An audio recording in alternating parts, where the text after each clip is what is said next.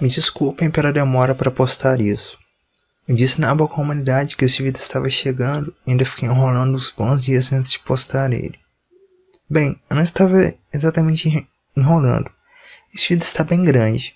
Quando eu comecei a fazer o roteiro dele, já me arrependi logo na metade, porque vi que ficaria realmente um vídeo muito grande. Detalhei demais os detalhes. Redundante, né? Mas eu não quis desistir. Se eu comecei a querer terminar. Não sei se os próximos volumes também serão assim. Provavelmente não. Acredito que fique melhor um vídeo mais curto, tanto para mim quanto para vocês. O vídeo onde eu simplesmente comento por cima os detalhes que eu lembro de cabeça e etc. Para poder fazer esse vídeo aqui, eu busquei várias partes do volume. Fui revendo aos poucos para poder citar os pontos aqui direitinho, o máximo possível. Eu queria fazer um vídeo bem editado, mas o roteiro já me tomou tanto tempo que eu queria postar logo esse vídeo, enquanto o assunto ainda está fresco e em alta, pois já está dando um mês que esse volume saiu. Eu não queria demorar mais tanto tempo que isso para postar, mas é isso. Tem tanta coisa para falar sobre esse volume que eu simplesmente não sei como começar. Muitas regras foram quebradas nesse volume. Aconteceram coisas que eu não achei que aconteceriam. Esse volume quebrou completamente minhas expectativas, mas de um jeito bom, não de um jeito ruim. A primeira surpresa que nós temos nesse volume é o prólogo. O prólogo é muito interessante, onde já são apresentados aos leitores dois novos personagens, Aradia e Alice. Aradia é a deusa das bruxas, e é provavelmente alguém bem forte, mesmo que se saiba pouco dela ainda. Fala de igual para igual com Anna Springle. Eles conversam sobre Alice. Aradia alerta Anna que em um nível fundamental ela não poderia derrotar Alice, e que o fato de Alice ser imprevisível torna as coisas perigosas. Isso tudo para depois descobrirmos que Alice já sumiu. O curioso é que o rosto de Aradia não é revelado. Isso parece bastante proposital. Temos uma ilustração que mostra todo o seu corpo até o pescoço, e até mesmo um pouco do começo do rosto. Mas não vemos mais nada. Curioso sobre isso, mas não entendo o motivo. Somente esse prólogo já é algo extremamente chocante, pois é mostrar um personagem mais forte que Anna, algo que eu tenho certeza que ninguém imaginava. Eu pensei sim que Alice teria alguns poderes, mas eu pensei que fosse coisa pequena. Isso aí já é demais, definitivamente demais. Jogar do nada assim um personagem extremamente forte. Depois nós temos o foco em Toma e Alice, onde Alice acorda na cama de Toma. Ele não sabe quem é ela, mas ele acaba levando junto com ele para fazer suas aulas suplementares. Depois nós mandamos para Accelerator. É revelado que infelizmente Accelerator foi condenado. Realmente, não teve uma reviravolta, não teve nada. Aconteceu o que era mais óbvio de acontecer. 12.000 anos de prisão. Ele continua sendo presidente da cidade acadêmica. Ele não renunciou e vai continuar operando dentro da prisão. Mas é isso. Infelizmente as coisas terminaram desse jeito. Não, eu não acho que ele vai sair milagrosamente mais pra frente. Não vai, pessoal. Eu acho melhor vocês irem desistindo disso aí. Essas esperanças. Porque isso foi algo que ele decidiu por ele mesmo, por vontade própria. Porque ele mudou. Ele quer pagar seus crimes. Essa é a única forma que ele acredita que seja possível. Mesmo protegendo as irmãs em várias circunstâncias, etc., ele não acha que isso seja o suficiente. Ele quis fazer isso, mesmo a própria Last Order não querendo e sendo contra isso. Se nem os próprios clones podem convencer ele a mudar de ideia, ninguém mais pode. Quem que mais pode convencer ele? Ninguém. Acho melhor esquecer isso. Ele pode até sair, mas tenho certeza que será temporário, e não será por causa dos heróis, e sim algum vilão. Se vocês quiserem teorias de como ele pode sair da prisão, me digam. Eu já tenho algumas em mente. Eu tenho duas teorias aí que eu acredito que sejam possíveis para ele sair aí provisoriamente. Mas todas as fugas que eu tenho em mente seriam temporárias. Depois nós temos o foco em Tom e Alice novamente, onde saindo da aula suplementar eles vão às compras. E de repente eles ouvem um alerta dizendo que era para saírem de onde estavam, pois era uma área de risco, e que um trem estava prestes a chocar na plataforma onde se encontravam. Porém, antes de qualquer coisa pudesse ser feita, o impacto acontece. Shirai Kuroko, que tinha se juntado a eles, tenta teleportar Toma, mas o Imagine Breaker nega. Então ele joga Alice para ela e diz para ele a salvar. Os trens colidem. É explicado que aquele trem continha vários passageiros perigosos capturados na Operação Algemas. Bem os homens Jellyfish, Hanatsu Yoyoen e Hakuoka Rofo. Toma consegue se safar com poucos danos. Ele decide investigar a situação. Alice e Kuroko aparecem novamente e se juntam a ele.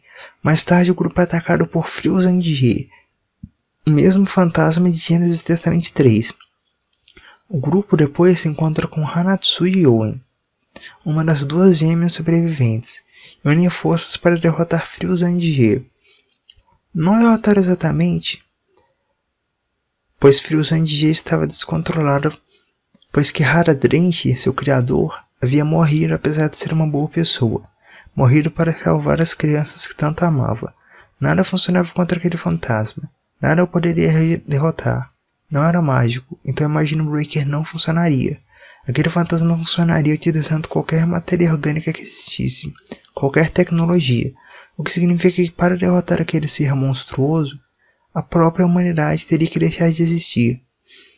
Vendo que essa não seria a solução, o grupo planeja trazer a vida novamente, entre aspas, Kihara Drencher, pois esse era o motivo do seu ódio. Ele era o único no mundo que poderia parar sua raiva. Usando o próprio laboratório de Kihara Drencher, eles conseguem uma maneira milagrosa de reviver ele. Então tudo acaba bem. Mas não era bem assim. Não era. Toma pergunta o que Alice estava fazendo, e eles desaparecem. É um espaço único. Alice explica que aquilo era sua aventura. Tudo foi manipulado por ela desde o início. Tudo para acabar de maneira mais feliz e tranquila possível. Desde o começo, muitas coisas não faziam sentido. Toma ter mais dinheiro do que achava ter. A colisão entre dois trens ter ferido ele muito pouco. Hanatsu Yoyoen, que era um membro do lado sombrio, se unindo a eles de maneira extremamente fácil. Friuzan-G, que parecia estar esperando eles terminarem de reviver Kihara Drencher, só para depois tentar invadir. E mais absurdo de tudo, o próprio Kihara Drencher voltando à vida.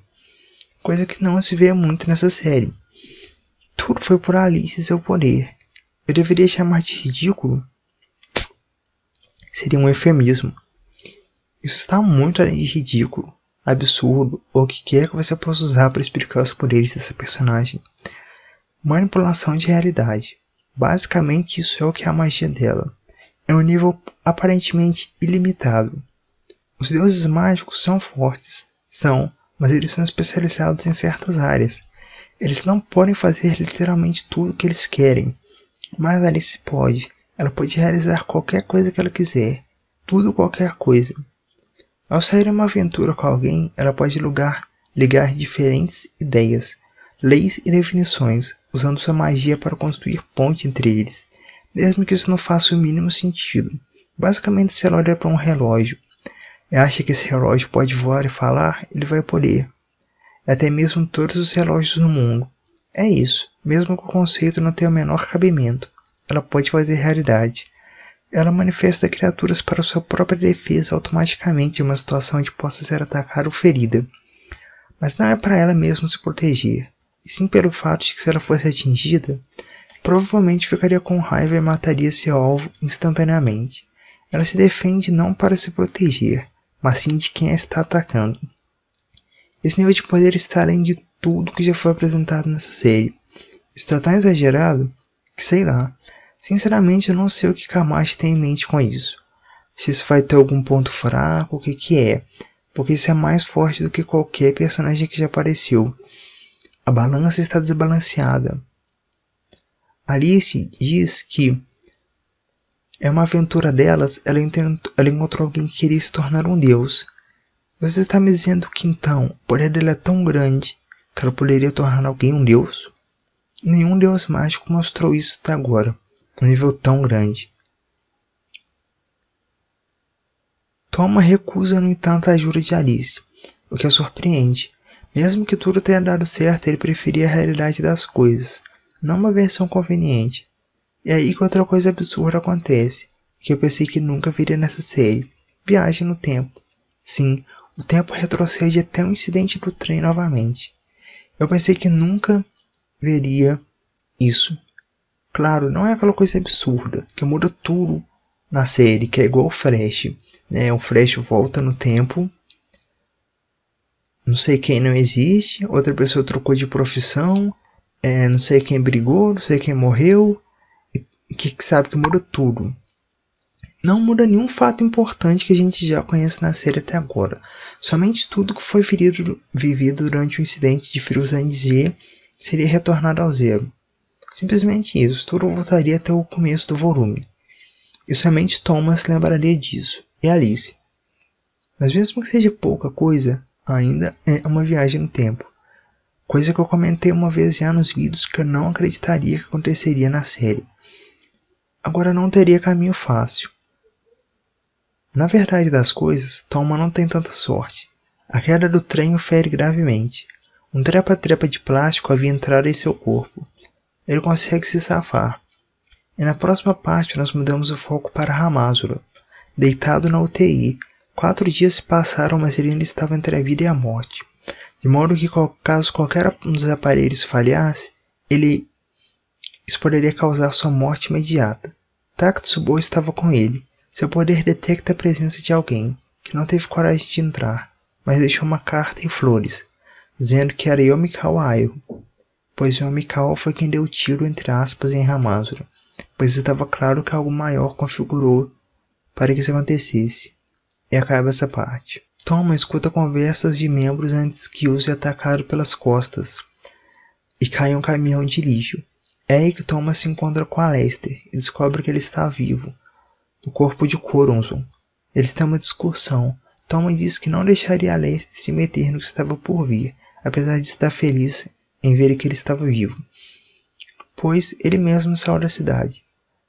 E se ele metesse a mão naquilo, tudo acabaria em tragédia e morte, porque ele só resolve as coisas assim, que o novo presidente não queria isso e mais um monte de coisa. A conversa não chega a lugar nenhum. Thomas menciona Alice. Aleister murmura coisas que dão a entender que ele a conhecia e buscava por ela no passado. No entanto, quando Alice aparece novamente, Aleister simplesmente desapareceu.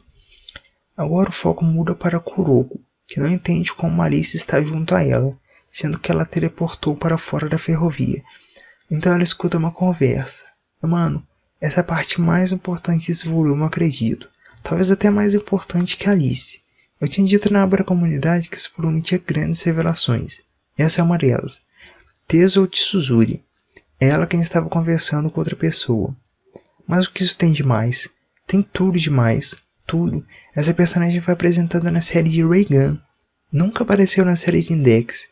Isso significa que então qualquer personagem de qualquer spin-off dessa série pode aparecer na série principal. E se abre um leque de possibilidades gigantesco. Pois todo mundo ficava triste quando via um spin-off e via um personagem que gostava, pois sabia que ele nunca mais apareceria. Mas isso muda agora. Qualquer personagem pode aparecer. Personagens que eu gostaria muito que aparecessem são principalmente Kurozu Mawatari, ex-líder de uma gangue, o nível 0 que dependia da sua força bruta para lutar com os outros. Personagem muito carismático que eu gosto bastante. Outro personagem que no caso a fanbase gostaria muito que aparecesse é Esther, personagem do mangá do Accelerator. Mas é isso. Agora tudo pode acontecer. Tezuo Tsuzuri estava ameaçando Hakuoka Nodoka, irmã mais nova de Hakuoka Rofo. Coincidências que aconteceram no passado. Seu objetivo era usar membros do lado negro com chantagens e ameaças, para acabar com outros membros do lado negro. Então Kuroko luta contra Nodoka. Toma acaba salvando Kuroko e eles fogem. Tezuo Tsuzuri tinha outros planos. Antes que eu só poderia prender criminosos. Ela queria forjar razões para assassinar esses criminosos, para que eles nunca mais fizessem nenhuma maldade, dar cabo neles mesmos. Durante a fuga de Toma e Kuroko, eles são atacados novamente por Frozen G. Frozen G então ataca Alice, que se defende e contra-ataca invocando um carrasco, mas não mata Frozen G, pois Toma não gostaria disso. Tezuo Tsuzuri consegue capturar Benizomi e atrasa para o seu lado, e diz que o próximo alvo é Hanatsu e Owen. O grupo de Toma descobre isso e tenta chegar a Yoen antes para interceptá-la.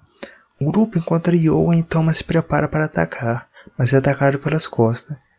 A situação avança e mesmo ferido ele consegue convencer Hanatsu e Oin a se juntar a eles. O grupo estava sendo atacado por Hakuoka Nodoka e Tetsuo Tsuzuri. A situação se complica quando Hakuoka Hofu também aparece. Tetsuo Tsuzuri luta contra Hakuoka Hofu. Kai, a irmã de Yoin, aparece nos esgotos. Então, Hakuoka Hofu é derrotado por um tiro de Benizomi Jellyfish. Yomikawa se junta à luta contra Tetsuo Tsuzuri. Várias conversas sobre ideais são lançadas, e no fim elas acabam lutando. Yomikawa vence. De repente um telefone começa a tocar sem parar perto de Toma. Ele percebe que só poderia ser para ele a chamada. Ele atende quem liga é Accelerator. Accelerator diz que não era para ele ter se metido nisso, mas já que ele tinha começado, que ele terminasse isso de maneira adequada. Ele diz que está monitorando tudo com seu demônio, mas gostaria de saber mais detalhes. Toma explica a situação. Então a Accelerator pergunta se ele sabia sobre o confronto entre Fusand G e Kihara Hansu. Ele diz que não. A Accelerator se decepciona e diz que alguém ainda precisa de sua ajuda. Essa é Rizako. A Accelerator desliga antes de qualquer resposta, pois ele é o maior cérebro da cidade acadêmica. Ele não ficaria preso em coisas como enigmas. Ele já sabia a resposta de tudo. Ele acreditava que Toma também seria capaz de descobrir eventualmente. Então não perderia tempo tentando explicar. Agora nós mudamos o foco novamente para o hospital de Hamazura. Tatsubo havia saído para uma pequena pausa. Quando ela voltou, encontrou uma cama vazia. Hamazura já havia fugido do hospital. Agora nós chegamos na quarta parte final desse volume. Toma decide perseguir Fusand-G e se dirige ao subsolo. Hanatsu Yo informa Toma sobre o maior tabu da cidade acadêmica, um lugar que fica abaixo do Distrito 10. Ele se dirige para lá junto com Kuroki e Alice. Eles encontram Fusand-G e são ignorados por ela. Alice diz que o local é estranho e que originalmente não deveria ser assim. O grupo conversa e chega à conclusão de que é como se o espaço tivesse amassado. Esse lugar era governado por várias vontades, uma querendo proteger eles e outra querendo destruir. Depois eles encontram um saguão onde tem vários monitores mostrando pessoas de operação algemas. Kiharu Nokan, Hakuoka Hofu, Kihara Drenger, Viva no Oniguma e Hamazura Chiago. O painel do Hamazura dizia morto a tiros. Uma garota estava meio no de tudo isso. Ela era Rizako, quem a Accelerator havia mencionado. Rizako queria o poder para proteger todos, pois vários morreram para salvar. Ela estava sendo manipulada por Kihara Hansu. Fusand-G tentava ajudar a Rizako, mas sua voz não alcançava, no sentido literal. Um velho ri e diz que a voz de um fantasma nunca alcançaria. É que é revelado o vilão final do arco, Kihara Hansu. Ela havia sobrevivido à execução de Hamazura a tiros, se transformando em um fantasma. Kihara Hansu consegue jogar para fora do tabu da cidade acadêmica Fusand-G, e foi ele que configurou para que Yomikawa atirasse em Hamazura, pois ele mesmo achava que Hamazura estava morto. Não foi Anna Springel como vingança por ele ter atrapalhado seus planos, como a maioria das pessoas acreditava. Toma diz então que eles nunca chegariam no destino, pois o espaço foi quebrado. Ele bate seu punho contra a ilusão. Então eles se viam no local desconhecido. Parecia um coliseu. Esse era o maior tabu da cidade acadêmica. Kuroki e Alice já não estavam mais em lugar algum, pois eles não tinham Imagine Breaker. E Hana Hansu e Toma se encaram. Toma pergunta onde estava Rizako e ele diz que a 550 metros do chão. Então começa a luta que decidiria tudo. Kihara Hansu pega uma motosserra e parte para o ataque, dizendo que não adiantaria Toma tentar negar com seu Imagine Breaker, pois ele era assim como Fusand-G, um fantasma construído com base em meios científicos e não mágicos. A diferença é que ele não era tão forte, senão não controlaria bem o tabu. Hansu diz que seu objetivo é a mortalidade. Ele se fundiria com o núcleo da Terra e assim ninguém poderia o matar. A luta progride e Toma chega à conclusão de que a melhor maneira de vencer seria desativando a motosserra de Hansu. Então ele pega um vidro de detergente no chão, pois se criasse bolhas não teria ar para o motor funcionar. Mas dá tudo errado, pois Hansu poderia controlar o terreno do tabu. Ele faz Toma se desequilibrar e é tarde demais. a motosserra desce sobre ele. Então ele é retirado da luta. Kihara Hansu se dá como ganhador, então comemora, porém ele escuta passos e uma voz que o faz congelar. Sim, ele mesmo. Quem começou aquela luta havia voltado para terminar. Mesmo ele estando à beira da morte, Hamazura chega na bagunça. Na verdade, ele não sabia nada sobre os eventos de 29. Ele não sabia que Kihara Hansu na verdade estava vivo, mas ele escutou um grito de socorro. Isso foi o suficiente para que ele se dirigisse ao maior tabu da cidade acadêmica. Kihara Hansu diz que Hamazura é um nível 0 que não pode fazer nada, e que ele ter voltado para confrontar o lado negro significaria que ele tem um desejo de morte. Ele diz que nada disso importa, então ele diz exatamente essas palavras. O nível de um expert não importa. Todo mundo vem a esta cidade, dá o primeiro passo depois de encontrar um motivo para se motivar. Talvez eles queiram ser o nível 5, talvez eles queiram ser o número 1 no topo, e talvez queiram ser um monstro ainda maior. Portanto, tenho o direito de tentar. Essa escuridão esquecida por Deus foi o que me convidou para o caminho do campeão invicto, agarrando-me teimosamente à vida e arrastando Hisaku para tudo isso. O velho responde, mas Hamazura diz que não estava falando com ele. Ele estava falando com Sorate. O menino se aproximou, disse que também queria se tornar um expert e superar o imbatível número 1. Acelerei rir dentro da sua cela, e disse que o menino já havia feito isso. Essa parte que eu sinceramente não entendi. Não entendi muito bem não. Como Hamazura e Sodate chegaram aqui. Porque não faz muito sentido.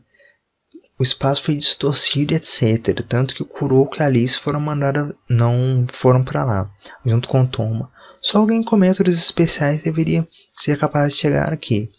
Talvez teria sido melhor mostrar um pouco do ponto de vista do Hamazura, até saindo do hospital até chegar aqui.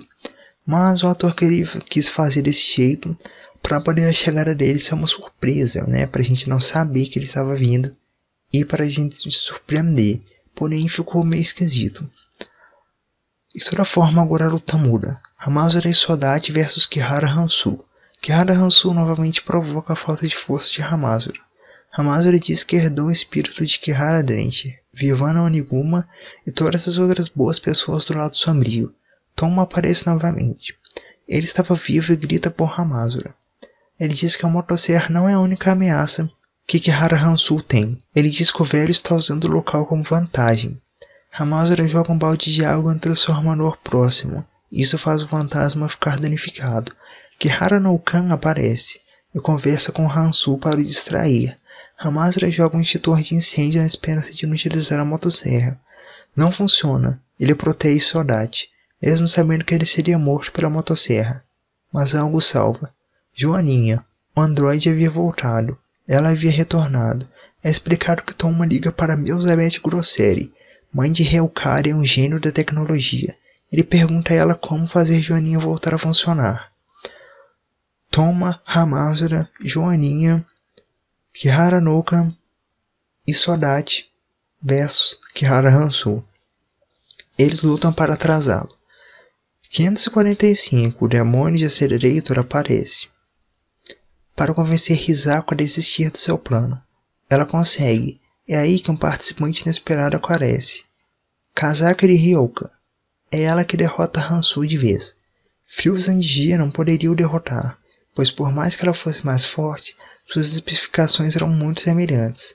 Então tudo acaba. Todos saem do subsolo. Então Anna Springle aparece para recuperar novamente Alice. Toma estava muito ferido e não consegue impedir isso. Então mudamos para o ponto de vista de Alice e o verdadeiro lugar de onde ela pertence. Alice basicamente era usada para a realização de feitiços que nem mesmo os membros poderosos daquele local poderiam fazer. Ela pedia doces, brinquedos, ou o que ela quisesse em troca de fazer o que eles queriam. Porém dessa vez ela não aceita participar da magia, pois diz que Toma não gostaria disso. Aradia protesta, mas é parada quando vê Alice se irritando. Aradia chega à conclusão de que para acabar com tudo, ela teria que eliminar Toma. E o volume acaba. Minhas considerações finais sobre o volume é que é um bom volume, um ótimo volume, trama interessante, batalhas não tão especiais ou astronômicas, mas bem feitas. Não acho que Alice chame a atenção. Sua personalidade, etc. O personagem em si, para mim não foi muito interessante. Porém, é bem curioso. Bem curioso seu background. De onde ela veio e etc. Por que é tão forte. Isso é bem curioso e te motiva a querer saber. Algumas coisas eu achei que não fizeram sentido, pois a sinopse desse volume dava a entender que o grande vilão aí era Hanatsui Owen, dizendo que Tomo foi enganado por ela, quando ele não foi. Eu realmente queria entender qual é o sentido dessa sinopse, cara, porque não faz sentido nenhum em nenhuma parte do volume. Tanto pelas coisas que aconteceram no mundo de Alice e depois do mundo original, ele não foi enganado por Hanatsui Owen. Pelo contrário, parece que eles formaram uma amizade, por assim se dizer. Então, não achei que isso fez sentido, eu não entendi. Mas, né, foi isso. Espero que tenhamos um volume o mais rápido possível, de preferência antes do meio do ano.